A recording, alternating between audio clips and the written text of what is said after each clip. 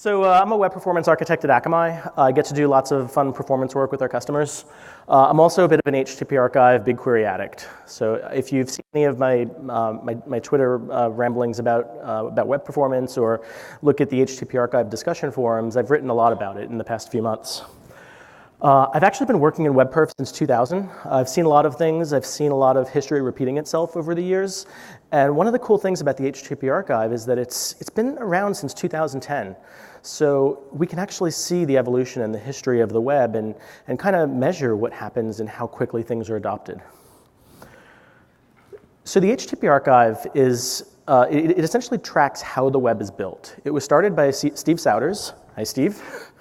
And the way that it the way that it works is that it basically tracks about 500,000 websites, and it tracks them twice a month, and it's just the homepage, but it gives you some insight into the way that they're built.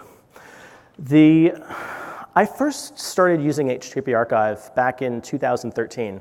So at Velocity, Ilya Grigorik had done a lightning demo where he talked about the integration of HTTP archive and BigQuery. And that was kind of where the spark was set off, where it was like, wow, you can do so much with this. And it just kind of rolled downhill from there. But the way that it works is, so you have 500,000 websites, all homepages, desktop and emulated mobile. It's actually going to be increasing to 1 million soon. And there's web page tests measurements that are run twice a month.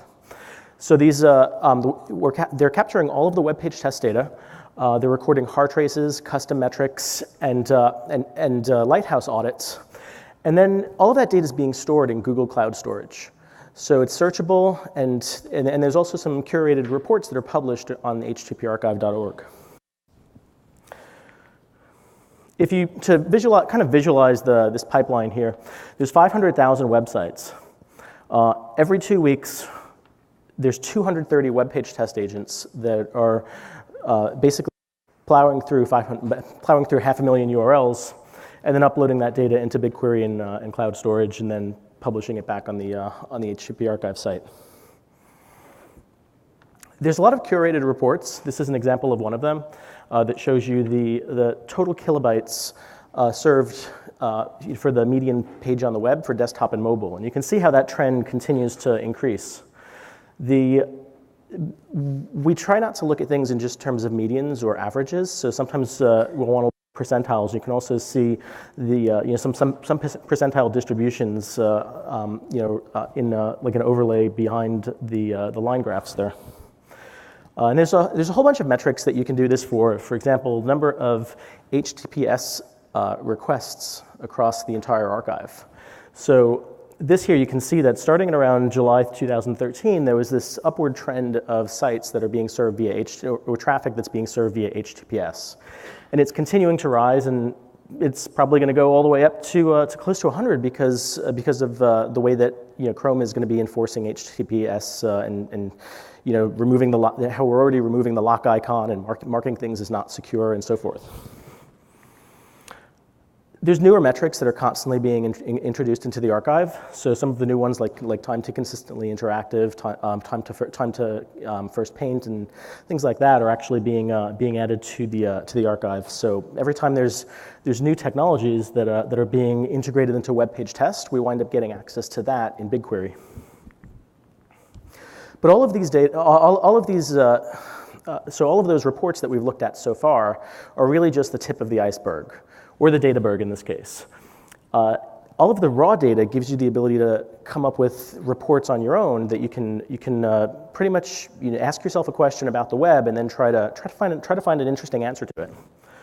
If we look inside of that databerg, there's a couple of different types of resources that you can analyze. You can see there's summary, pages, and requests. And some of these data sets can get pretty large. So there's 48 million HTTP requests that we have all of the performance data for. There's pages and requests. These are JSON encoded HAR files that allow you to see that allow you to see a lot more about the content. And then there's response bodies. There's almost a terabyte of data that encodes HTML, text, HTML, JavaScript, CSS. So you can actually run searches and see how often a particular line of JavaScript appears on the web.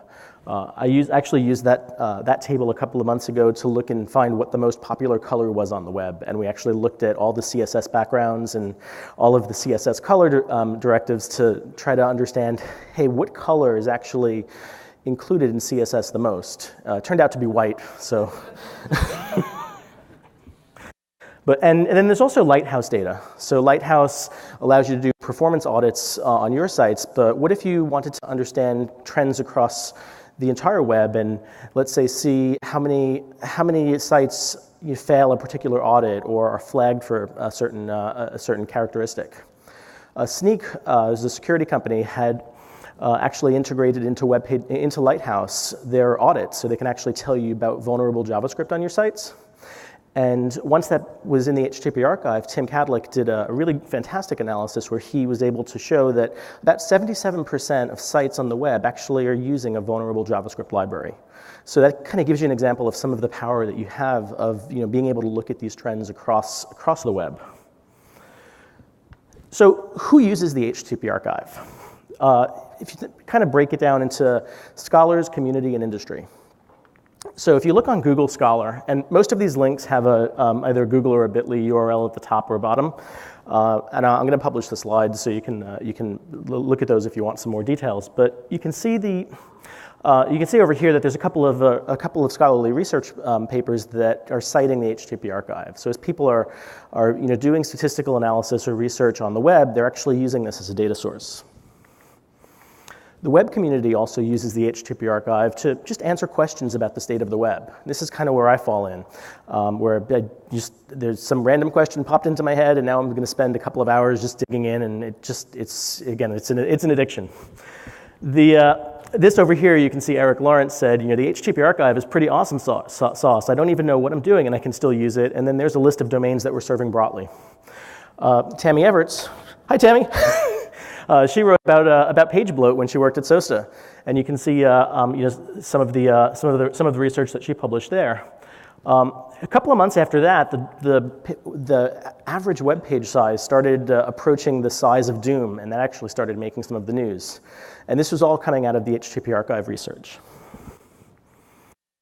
Industrial tools also use HTTP archive for calibrating the tools. So Lighthouse, which I mentioned is also one of the source data points for the HTTP archive, is actually using it to try to understand how to calibrate what to consider what to consider a passing or failing score.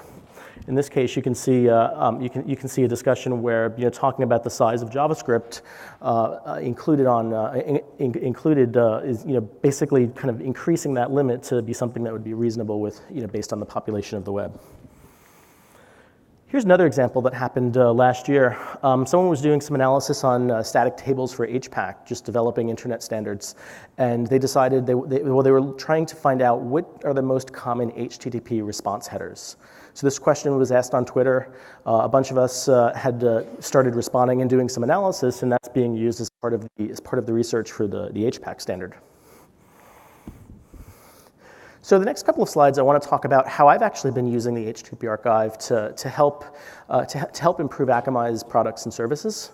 So you're going to see a couple of Akamai products here, but this I want you to think about this more generically rather than just these are Akamai products.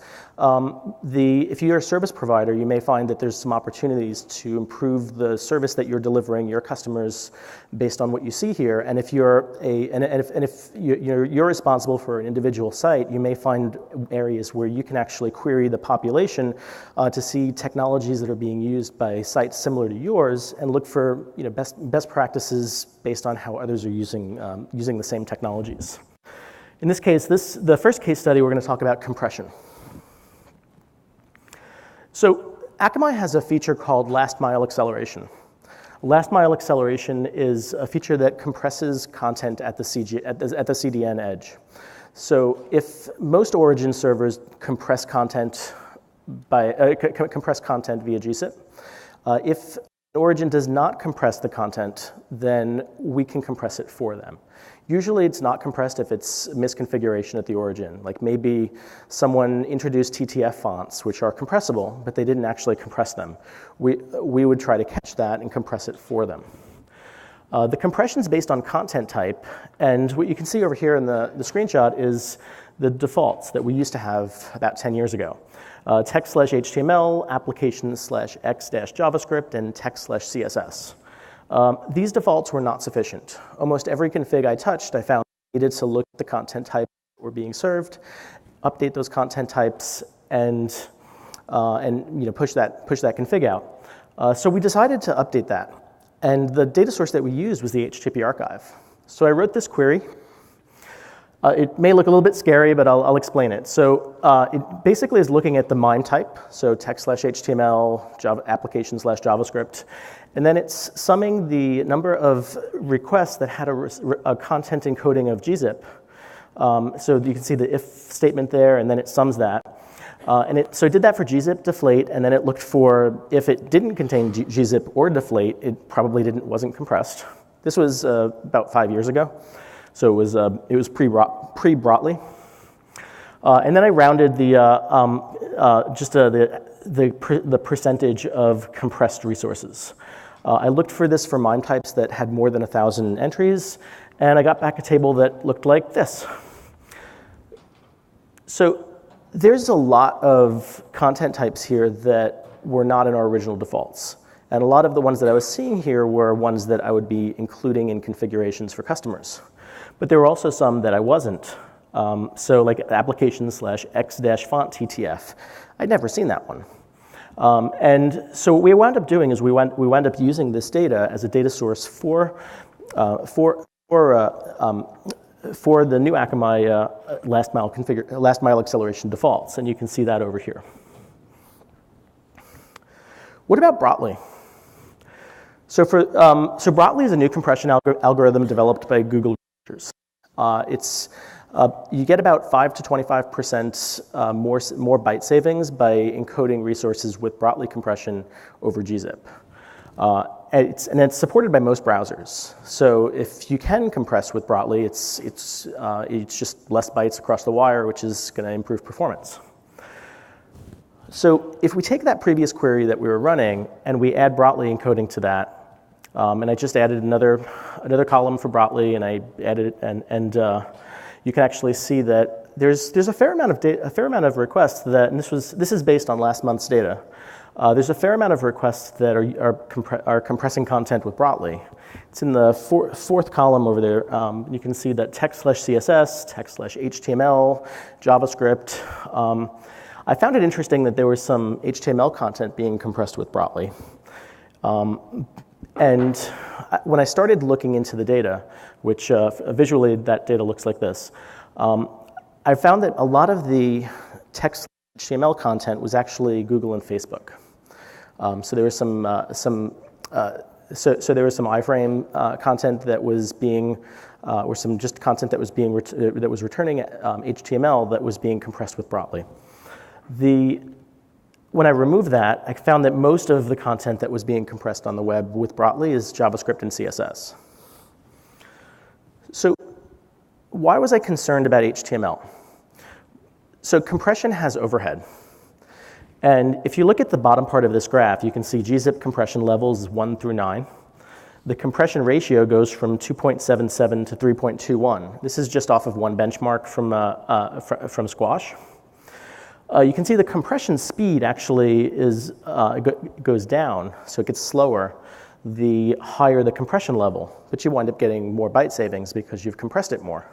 And it's all a matter of, do you have enough CPU to compress these resources, to compress them on the fly if you're serving content, if you're serving content that is stored uncompressed. The decompression speed for gzip is pretty consistent regardless of the compression level. With Brotli, the compression speed is actually a lot slower than gzip. And once you get to Brotli level 11, that compression level gets so slow, it's almost 20 times slower than gzip. That can be a problem, and that's why I was concerned about using Brotli compression for HTML. I did some more research, and what I found was that the resources I was seeing from Google and Facebook were actually using a lower level of compression for Brotli, like a Brotli level 4, which got a higher compression ratio compared to gzip 9, and actually not as bad of a speed compared to it. So there's that trade-off between cost and savings. But turning it up to 11 is really going to get you the most savings. So how can we do that?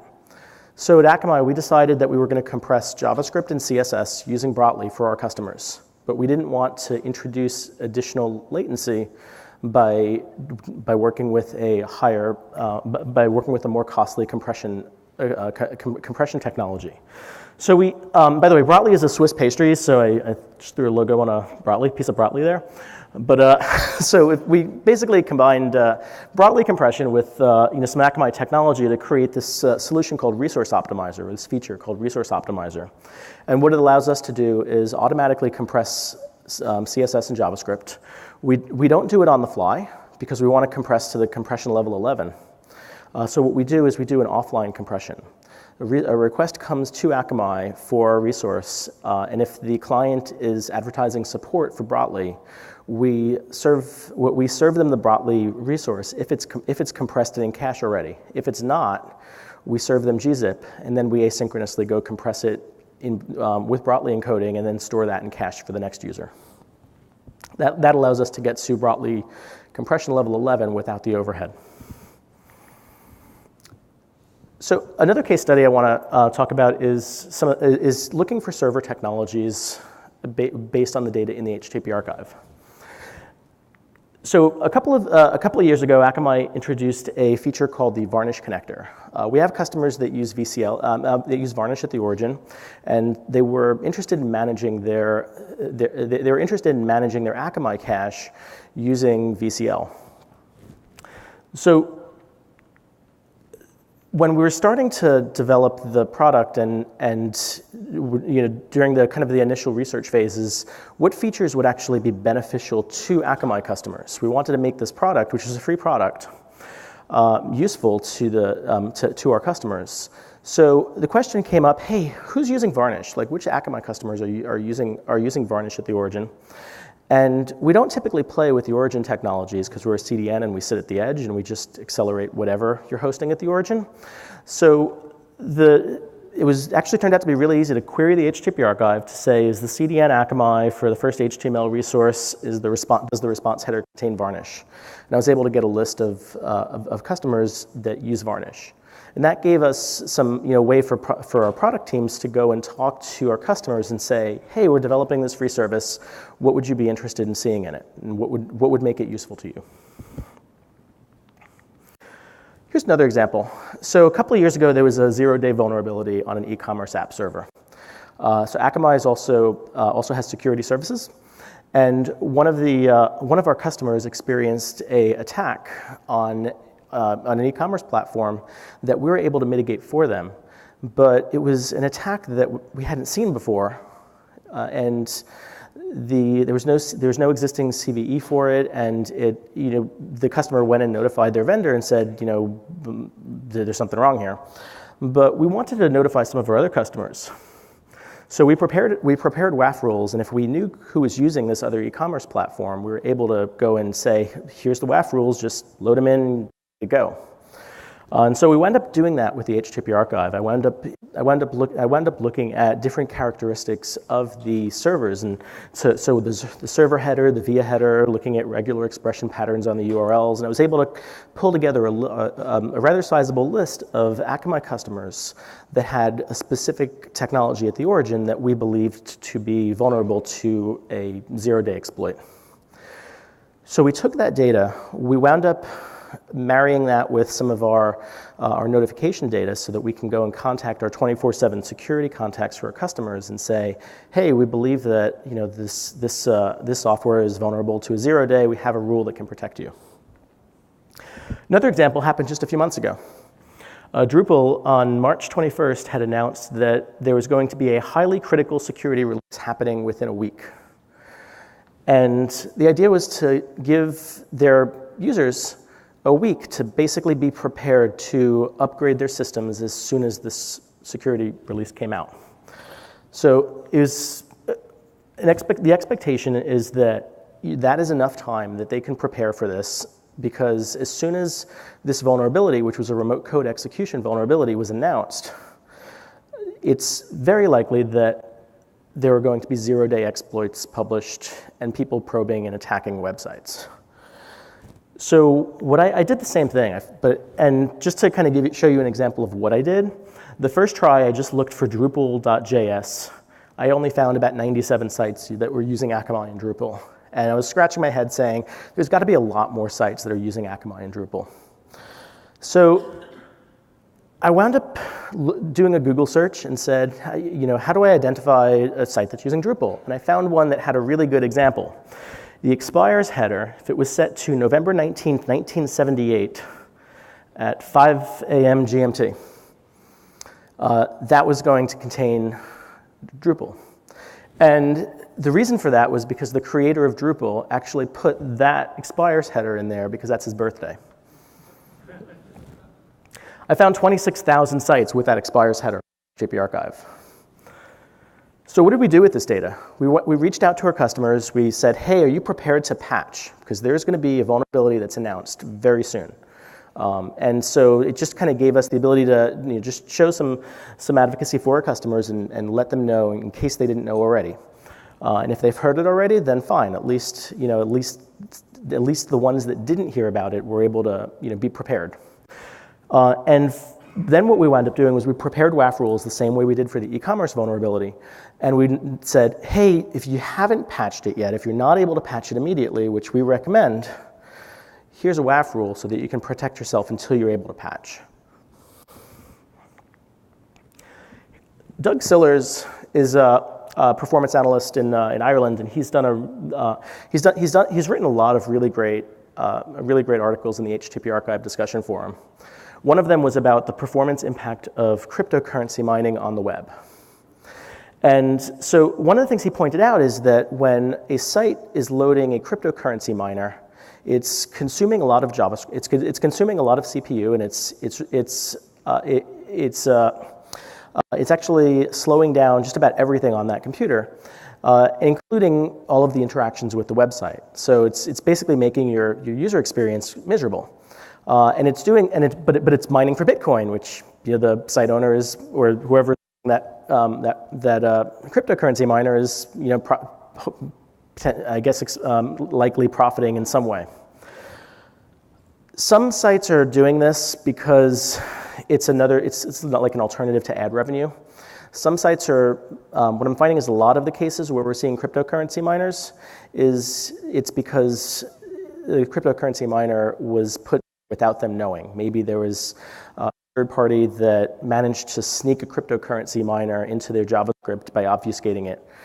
Charlie Vazek and Nick Jansma at Akamai did a presentation this morning where they talked about examples of that happening, and they showed some really clever examples in which the cryptocurrency miners were actually hiding in JavaScript payloads.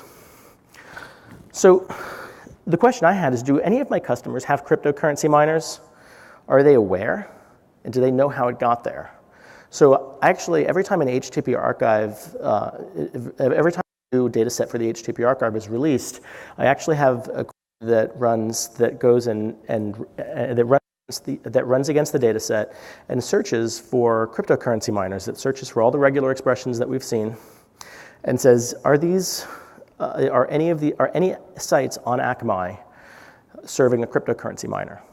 And this is something that we normally wouldn't see because it's not traffic we deliver, so we wouldn't see it in our logs, but with the HTTP archive, I'm able to see it on our customers' websites. And if we do find it, we notify them and let them know, kind of the performance implications of it, as well as questioning whether or not they know how it got there. This has become a lot easier with a solution called Wapalizer. So Wapalizer is a cross-platform utility, and it uncovers technologies used on websites. You can run wapalizer test, and it'll tell you what server a site is using, or what e-commerce application server they're running. It basically tells you about different technologies that are being used to serve a website. Since it's integrated into Web Page Test now, it's also integrated into the HTTP archive, and my query actually got a lot simpler. I can now extract the cryptocurrency miner object out of Wapalizer and a 5-line SQL query, and I can see all of the different cryptocurrency miners that are being embedded on websites.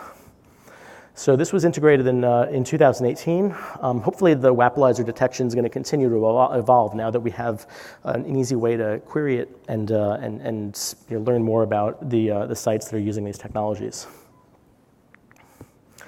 Another thing I've looked at kind of on the security side is malicious content. So Akamai has a service called Enterprise Threat Protector. And this is an enterprise service that a corporation would use to protect their employees from malware.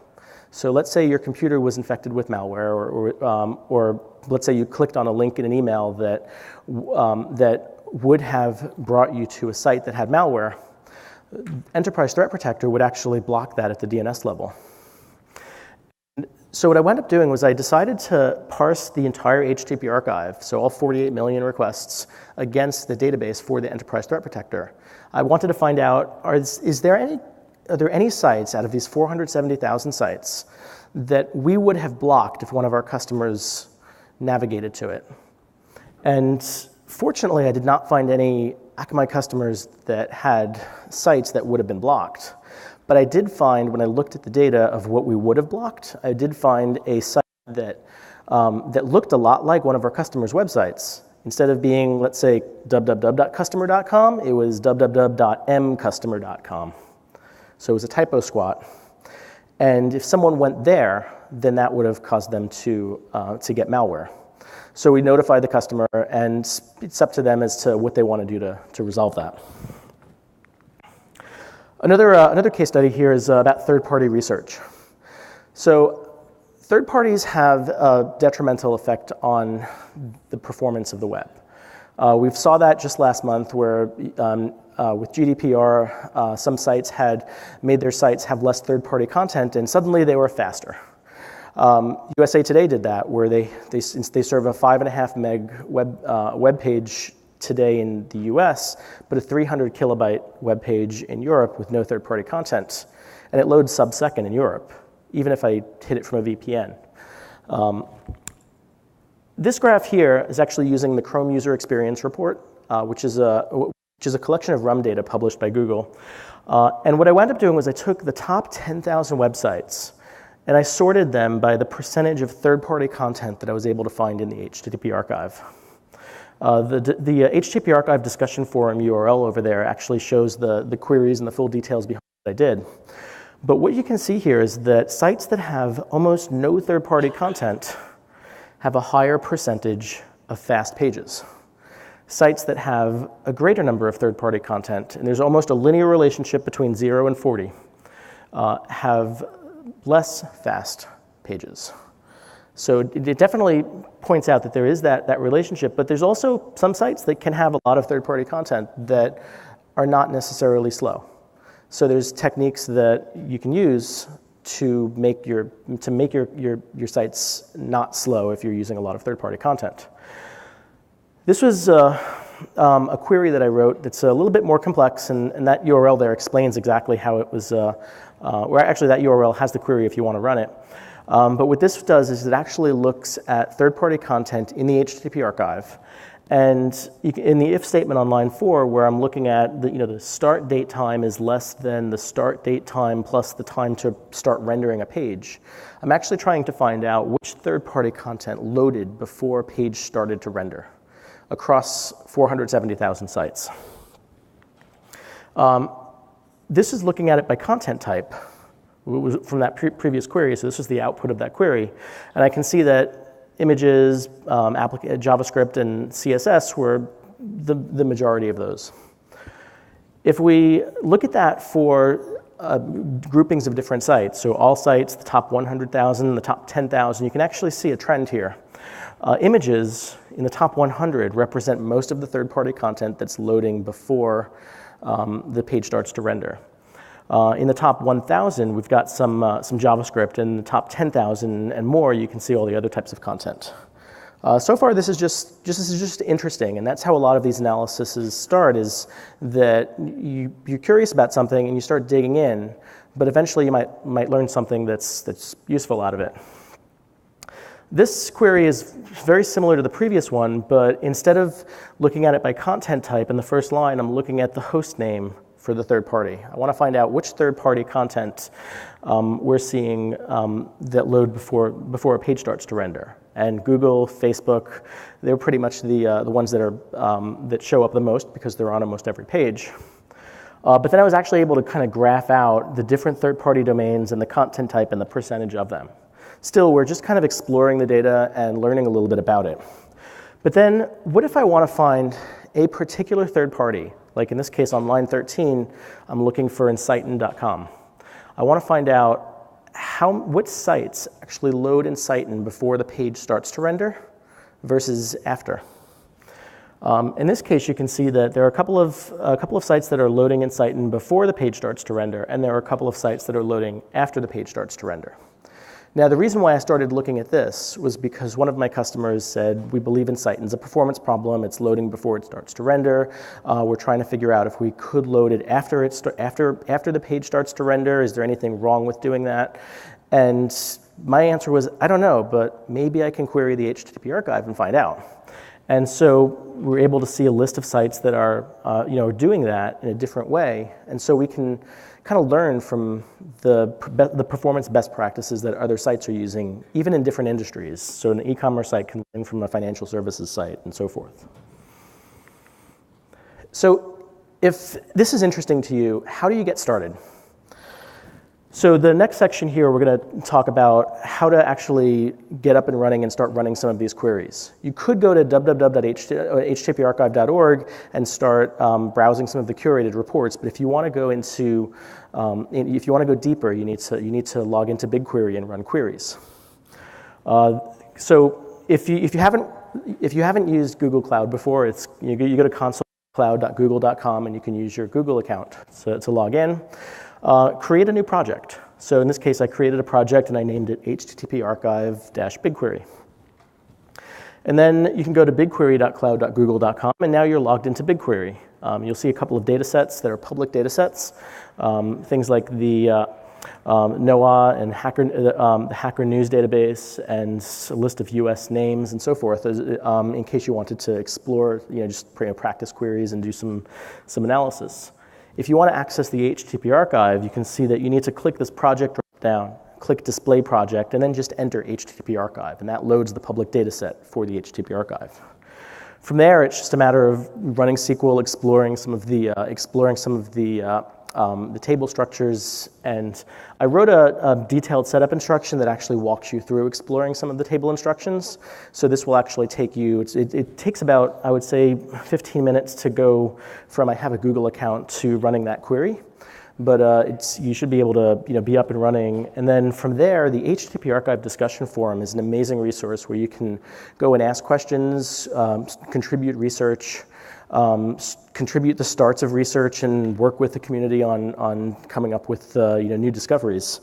So if this is something that you find yourself interested in, I highly encourage you to go there and share your findings or share your questions.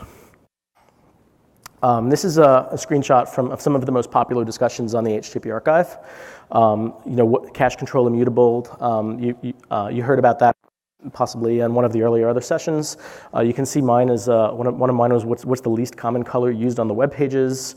There's another one about are popular web pages faster. These are pretty interesting topics, and you can browse all of those or create new ones of your own on the discussion forums. So the HTTP archive is an open source project. So it's sponsored by the Internet Archive as well as a number of other sponsors, including Akamai.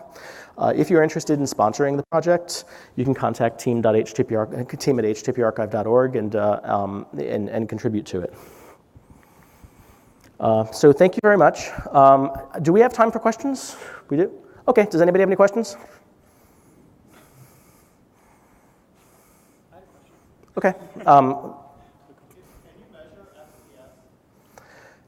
So the question was, can you measure FPS? I don't believe you can measure FPS with the HTTP archive right now. I don't believe there's any measurement for that that's being recorded. Any other questions? Steve? Is there a way to write your own queries in BigQuery without spending money? Yes, there is. So when you log into Google Cloud for the first time, you'll actually see like a banner at the top of the screen that tells you that there's a $300 free credit for new accounts. So you have to provide them a credit card, but then you get $300 to use for the entire year. There's also a free tier, so you can run up to 1 terabyte worth of query, 1 terabyte of processed data on your queries, and get that's free. So you and you could do that without a credit card. So you will not incur any billing if you run up to 1 terabyte. If you run over 1 terabyte per month, then you'd need to add billing information, and I would use that $300 credit. It can get you pretty far. Afterwards, I believe the pricing is $5 per terabyte. Do you know how many terabytes you consume before or after you run the query? So you find out after, but you can look at the table sizes and kind of get a guesstimate. Like if you write your queries, it kind of almost encourages good performance design for queries, because if you write your queries efficiently, they will use less data and they will cost less. Any other questions? Steve? When you optimize the content types for compression, how much of a difference did it make? It made a difference so a lot of our customers are already compressing content at the origin. So I wouldn't measure it in terms of CDN efficiency, but in terms of professional services utilization, and it definitely reduced the amount of time that we had to spend fixing something that was was easy to fix just by creating a new version of the defaults. Anyone else? Sorry, Eric.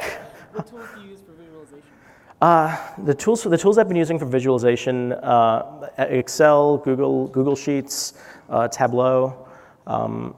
Those are pretty much the ones I use most of the time. Cool. Anybody else? Steve, again. Besides going to 1 million URLs, what other new stuff is around the bend for HTTP archive? I don't know. Can you tell me? Okay. Similar question to that. Mm-hmm. But are there plans for SPA support in the near future? For SPA support? Yeah, I know we always look for page view, Mm-hmm. but we considering looking at anything else like So you can probably estimate SPOF support. Like you can probably estimate SPOFs. Are you saying SPOF or SPA? SPA. Okay. So we would probably be loading the SPAs, but not actually interacting with them. And we don't interact with any of the pages once they're loaded. So no repeat view or SPA. Right. No repeat view. No soft interactions on a single page app. Anyone else? Cool. Thank you very much.